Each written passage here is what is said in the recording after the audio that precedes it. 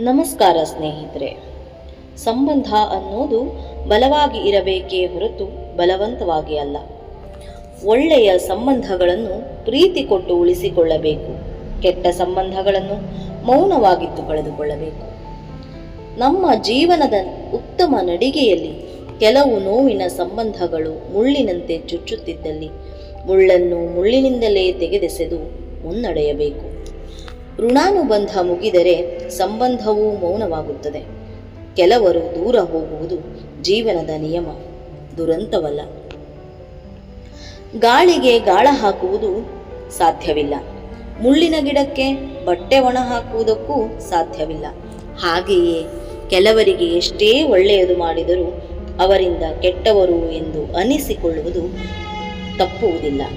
ಹಾಗಾಗಿ ಜಗತ್ತನ್ನು ಮೆಚ್ಚಿಸುವ ಹುಚ್ಚು ಸಮರ್ಥನೆಗಳಿಗಿಂತ ಮನಸ್ಸಾಕ್ಷಿಗೆ ಒಪ್ಪಿ ಬಾಳುವ ಬದುಕೇ ಯೋಗ್ಯ. ಬದುಕಬೇಕು ಸ್ವಚ್ಛವಾದ ನಮ್ಮ ಇಚ್ಛೆಯಂತೆ. ಯಾರು ನಮ್ಮನ್ನು ಪ್ರೀತಿಸದಿದ್ದರೆ ಏನಂತೆ? ಈ ಬದುಕು ಯಾವಾಗಲೂ ಒಬ್ಬಂಟಿಯಂತೆ. ನಮಗೇಕೆ ಬೇಕು ಬೇರೆಯವರ ಚಿಂತೆ? ಸರ್ವರಿಗೂ ಹಿತವನ್ನು ಬಯಸುವ ಚಿಂತನೆಯೊಂದಿಗೆ ನಮ್ಮ ಸ್ವಂತ ಜೀವನವನ್ನು ಸ್ವತಂತ್ರವಾಗಿ, ಸುಂದರವಾಗಿ, ಸಾರ್ಥಕತೆಯತ್ತ ಮುನ್ನಡೆಸೋಣ. ಧನ್ಯವಾದಗಳೊಂದಿಗೆ ಗೀತಾರಶ್ಮಿ. ಶುಭ ದಿನ. ಈ ಉತ್ತಮ ವಿಚಾರಗಳು ನಿಮಗೆ ಇಷ್ಟವಾದಲ್ಲಿ ಲೈಕ್ ಮಾಡಿ.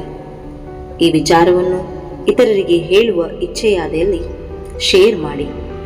ಈ ರೀತಿಯ ಉತ್ತಮ ವಿಚಾರಗಳಿಗೆ ನನ್ನ ಚಾನಲ್ ಅನ್ನು ಸಬ್ಸ್ಕ್ರೈಬ್ ಮಾಡಿ. ಧನ್ಯವಾದಗಳು.